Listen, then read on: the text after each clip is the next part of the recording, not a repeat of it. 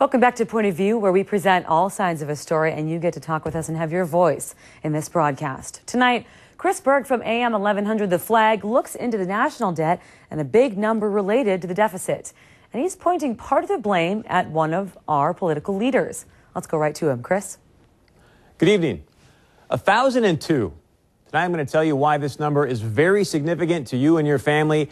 And at the end of tonight, I'm going to give you a challenge, something you've probably never done before. But if you do it, it can help save our kids and future generations in this country. I want to start here tonight. When I first got into the workforce, I'm assuming like many of you, I went to work, made money, spent money. Didn't really pay too much attention to how much was coming in or how much was going out. And pretty quickly, I realized there were many months where I was having more month than I was money. Well, I said, you know what, this isn't where I want to be in life. So I sat down and I said, something's got to change. I got to sit down and put together a roadmap, or better yet, even a budget for myself and my household, probably like many of you do. And what I found is that when I actually sat down and put together this budget, it started to give me a roadmap. And within a few months, I started to have a little bit more money than I did month. Not all the times, but at least most of the time. And it made a huge difference. And I think the prime example is, let's say that you and I wanted to go to Frisco, Texas to go watch NDSU beat up on Sam Houston State. If we just had a car with no map, no signs to tell us where we're at or where we're going, especially if I was driving, the chances of you and I ended up in Frisco, Texas, pretty much slim to none. And I share this with you tonight in the context of the U.S. debt. Right now, our nation's got $15 trillion in debt. It's staggering. Over the last 3 years, we've spent over $4 trillion.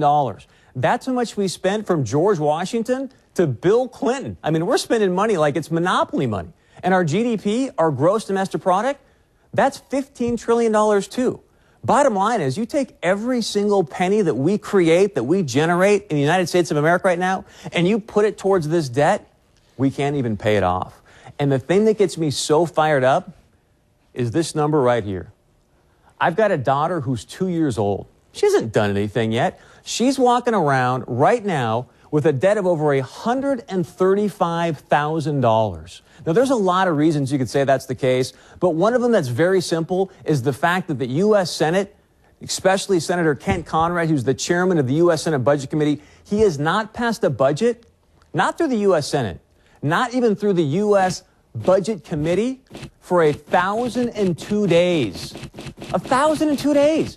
Come on, do your job, Senator Conrad. Imagine trying to run your household without any budget for 1,002 days. It's almost 3 years.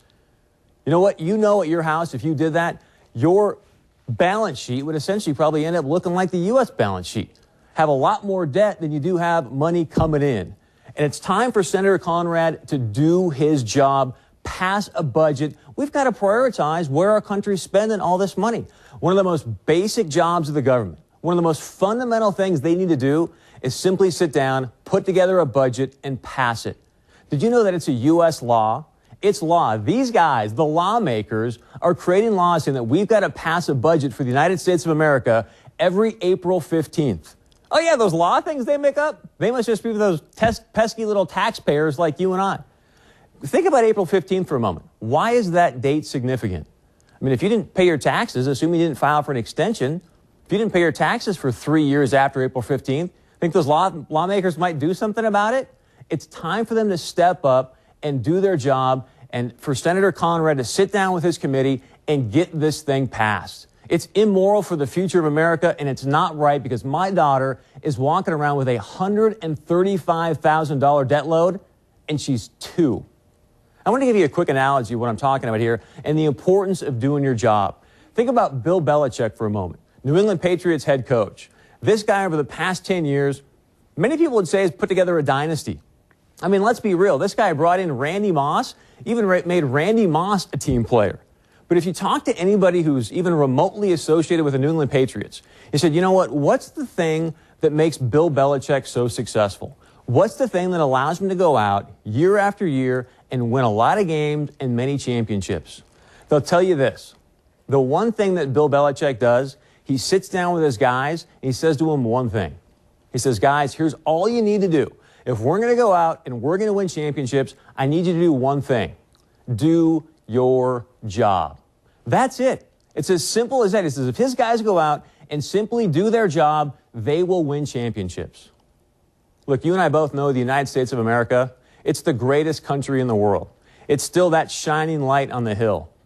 But the challenge right now is our lawmakers, these people making these laws that they're not even following, they need to start to do their job. Senator Conrad, I'm asking you, I don't know if you have kids, I don't know if you have grandkids, I know that I do, and I know that many of you do.